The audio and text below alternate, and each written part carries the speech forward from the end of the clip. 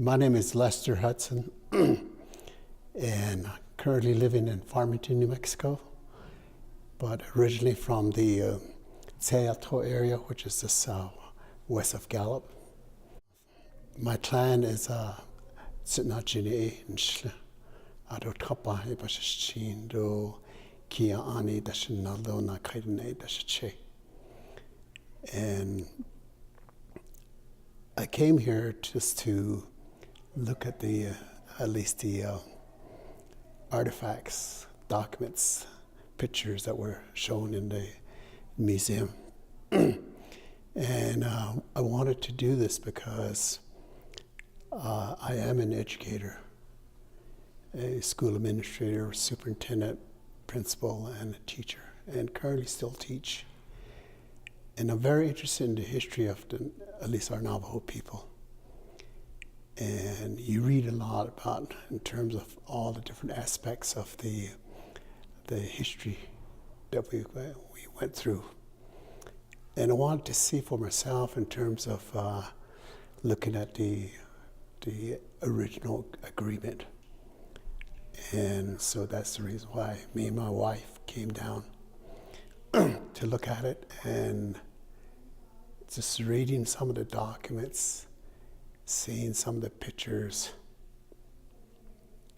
it really hits you.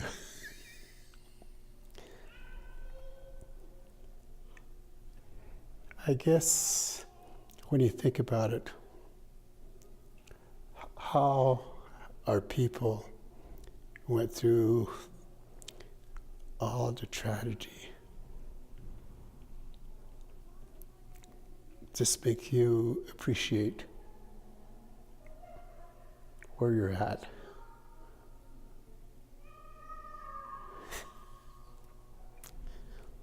And when you think about it,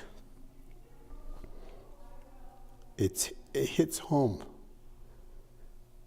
And you think of your relatives, your grandma, your parents, and now you have to think about our own children and our own grandchildren. How are they going to survive? What will it take for them to be successful?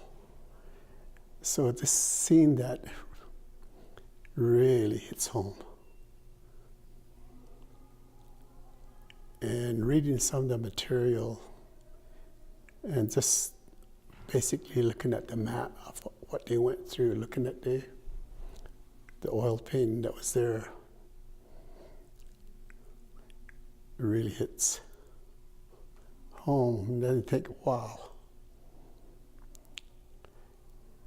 we as the Navajo people, I guess you could say,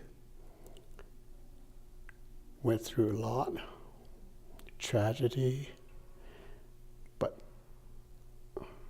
we more or less went through, and the perseverance that we have, the resiliency that we have, we're able to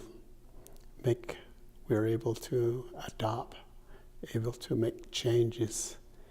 We're still in that stage as far as I could see. We have a long ways to go before we become really totally self-sufficient. I talk to my kids, I talk to my grandkids, and I talk to a lot of my students and tell them that, hey, you got to make something of yourselves. And if they get to see this, I think they'll have a better understanding in terms of what it means to be self-sufficient. They have to understand how important education plays in our lives. Like I said, I've been through all that. I'm a retired administrator, teacher, and so from that perspective, I think I wish more people would come here and look at at least